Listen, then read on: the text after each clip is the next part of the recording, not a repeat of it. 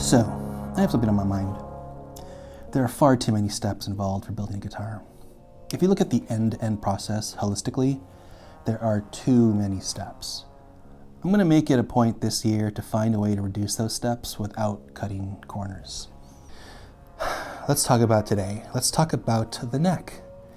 So I have chosen to use walnut for the neck body. And so I cut out this blank here. And this is going to be the neck body, and it will be an angled headstock. So in this case, this will be, let's just say, a 7-degree angled headstock. I've only basically planed it, and then I just cut the end off on the table saw. So this is by no means square, and that's the joy of working with CNC. This isn't even a squared edge, I just cut this on the table saw. So if you think about it, a neck lives in the middle of this blank, and the CNC sees that neck model. It doesn't matter what this looks like, it doesn't matter what shape the blank is. This shape could be a trapezoid, it doesn't matter. The CNC doesn't care. It's just cutting an outline in whatever shape you're giving it. The only thing I need to do is create a center line, put that center line on the table, and then start cutting. And that's what we're gonna do today. So, another curious thing is I went out and bought a truss rod from Philadephia Luthier tools, can't remember. And I got this truss rod. But then I was thinking maybe I should try something thinner. So Stewmac sells a low profile hot rod, truss rod, for thinner necks. And I thought, cool, I want to try that out because I want my necks to be thinner. So I bought the Stewmac one. Turns out when you put these side by side, they're absolutely 100% identical. Now I haven't measured them with a caliper, I'm about to do that. But if you just eyeball these, they're exactly the same in every aspect, give or take a millimeter in like length and probably width. So in the end I paid around 16 bucks for this and 23 for this. And they're identical. I thought that Stewmac was offering something unique with this low profile design for thin necks. They are not. This is the same thing. So now the question is, what are the real differences? These are wrapped, I can't tell what's going underneath.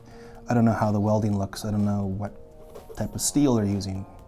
But it doesn't matter. What we're gonna do is we're gonna put this truss rod, the cheaper one, the clone of the Stewmac one. This is what we're gonna design with, and this is what we're going to actually cut and install, because I'm curious about this one.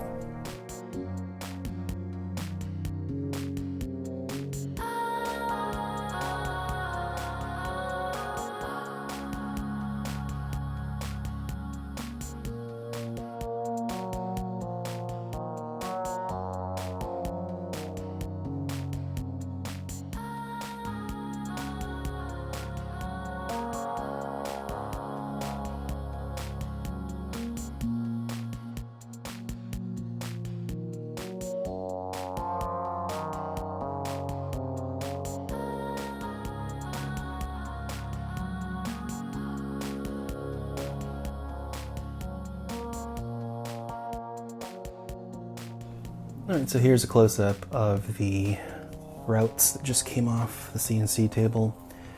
So we routed for the carbon graphite rods that are essentially flanking the truss rod channel. And they're slightly offset, so considering that this is a multi-scale, the nut is going to be angled like this. And so the carbon graphite rods are also offset. So this one is much longer on this end than it is at this end, and the same thing at the bottom. I do have an offcut that I can show you what the fit looks like. So it would look something like that.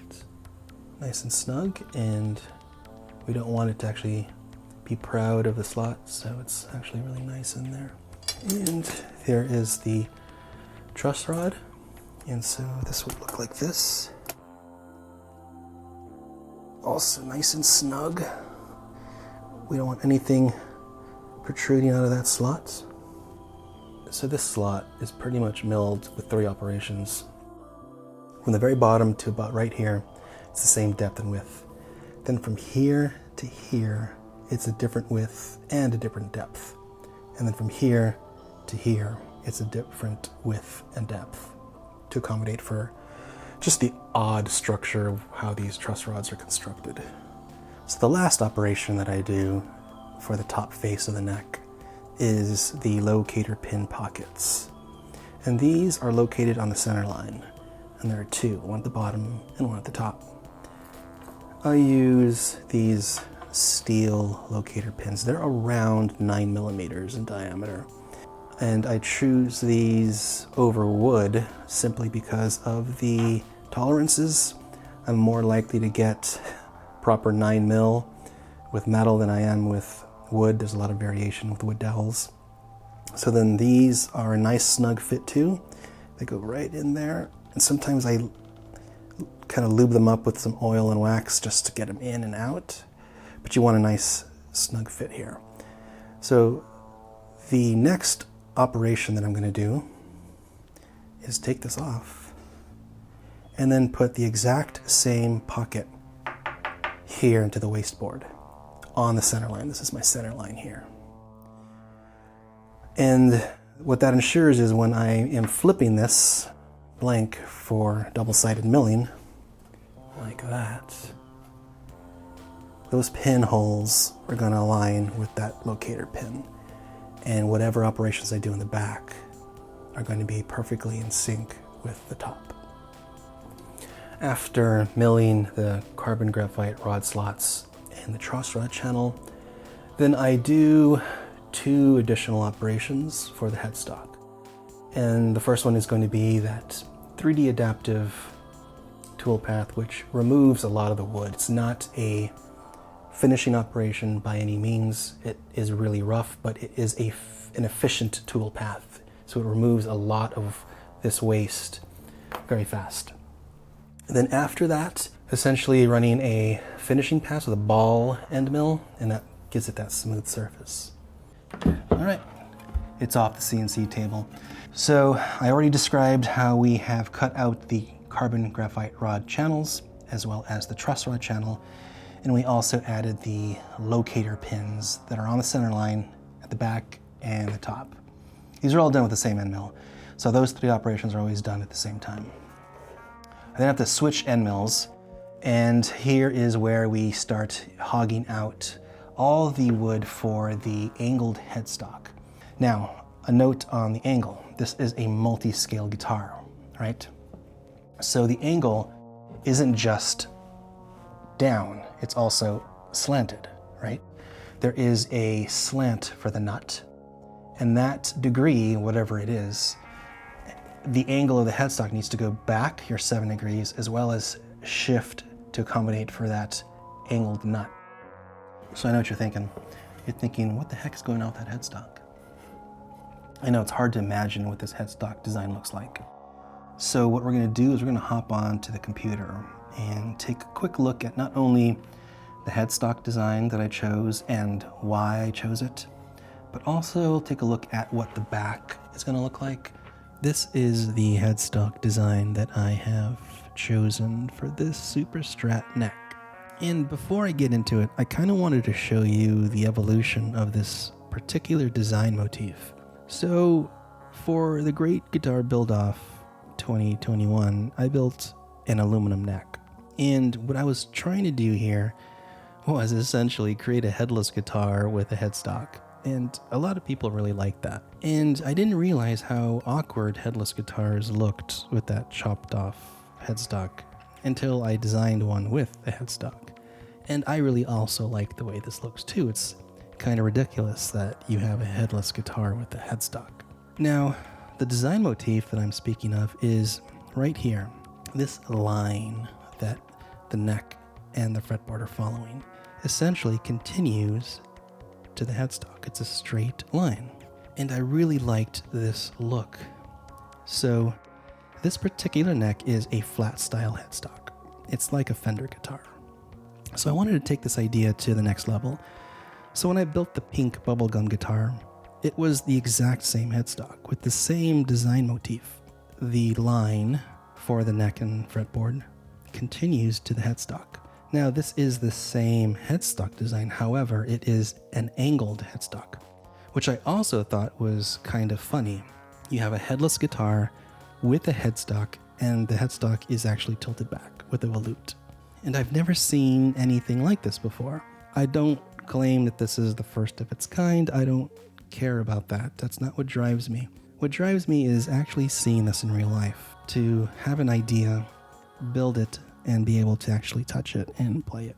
So this was the crazy sort of sequel to the aluminum neck, and it's a headless guitar with a headstock that's angled, and this is about a 7-degree angle.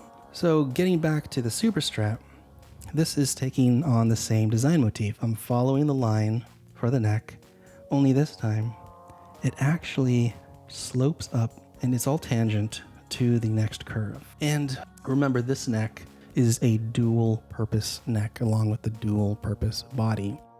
The idea is that this is going to be a headless or a tuner based guitar. And the crazy idea I wanted to do was kind of take this a step further and say, okay, this is not only a headless guitar with a headstock, it's a headless guitar with an extremely long headstock.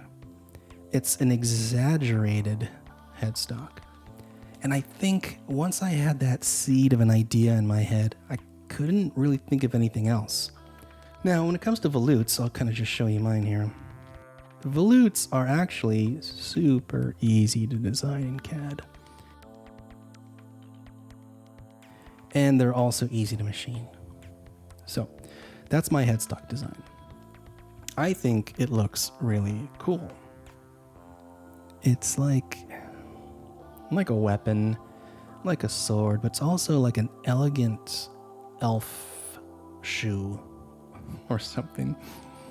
It's just, he's got these great curves, and I'm so happy with the way this came out.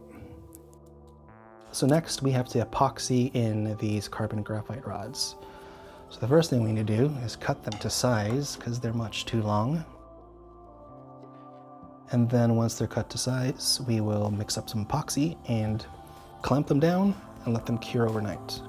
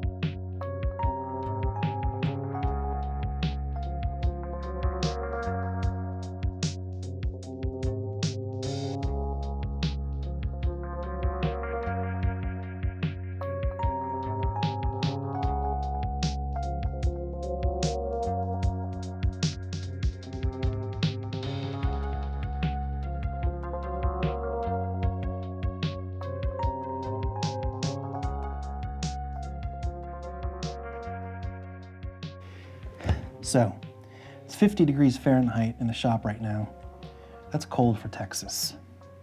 So I'm done with the neck body. It's right off the CNC table. There's been no sanding. There's still a lot of tool marks on it, but let's go ahead and take a look. First things first, this is what the blank stock looks like after the neck comes out of it. So there's quite a bit of waste. At least I think there's quite a bit of waste. But this is required if you want to do an angled headstock. Here's how the neck came out. I'm super happy with it. You can see there is the volute, the angled 7-degree headstock. We have the neck transition, the heel transition, the epoxied in graphite rods, truss rod channel. Everything is looking great on this neck. But check out how it looks on the guitar. It looks like some kind of weapon. It's just so sleek and so elegant. A lot of people aren't into pointy headstocks. I am one of those people. I don't care for like pointy metal headstocks. But when I'm designing these things, what I'm only taking into account is tangency and geometry. So remember I was saying that this line that the body and fretboard follow continues down the headstock and it's tangent to this line. So this headstock line is tangent to this and it meets up with that curve. This arc here is also tangent to this particular line. So when you look at this and you think, okay, that's a really pretty headstock, what you're really saying is that's really pretty geometry. That's really pretty mathematics. So it's okay to like pointy headstocks. There's nothing wrong with it. I think it suits this guitar. But just to give you some indication of what this is going to look like, kind of a quick mock-up. It'll look something like that. I know it's hard to imagine. I know. Something like that. This is what I wanted, a dark back of the neck with a kind of pale top. And if you can also use your imagination. So let's get some close-ups of this guy. During the milling process, it actually exposed this tiny little knot in the wood. I don't know what to think about that. Sometimes these kind of things pop up, but anyway, it's actually a fairly good finish, right? And over here, you might see a bunch of tool marks here. So what happens is if you run the finishing pass too fast, you get these tool marks. So this was basically at 100%, all these finishing passes here, until I got here and I thought, I'm gonna slow it down. So I slowed it down about 10%, and just slowing it down 10%, it got rid of all those tool marks, and it's just a much smoother finishing pass. There is a direct correlation between how well your finishing pass comes out and how fast you go, right? So if you go fast, it's not gonna be that great. If you go slow, it's gonna be spectacular, but you lose a lot of time. So it's just a little game. You're always chasing the best, most efficient tool path. And up here, for the volute, same thing. I slowed it down about right here after getting this, and I really wanted to slow it down for the volute. So I went down maybe 20%. So really good finishing passes here, and then a little bit of tool marks here, but not a big deal. This was always gonna be hit with sandpaper, especially here. This is like, I guess, end grain technically on both these sides. So I purposely left a lip here in the body, right? And I also left 2 mil, so I can actually go as flush as I want to this edge of the body. But there's 2 millimeters here, roughly, from where the body heel ends and then the transition for the neck heel begins. So right here to here is 2 mil. And I thought that's gonna give me enough wood to make a transition, to like carve this into a perfect like set neck transition. Now that I'm looking at this, I like the way it looks. I don't see why I need to do any more carving on this. I think this looks fabulous. I am very happy with this. I think this turned out really well. Happy with the walnut. I'm just not happy about all the sanding that I'm gonna have to do. I made a joke that I need to get a team of unpaid interns to do all my sanding. It actually wasn't a joke, but So thanks for keeping up with this very long guitar build. Thanks for watching, and take it easy.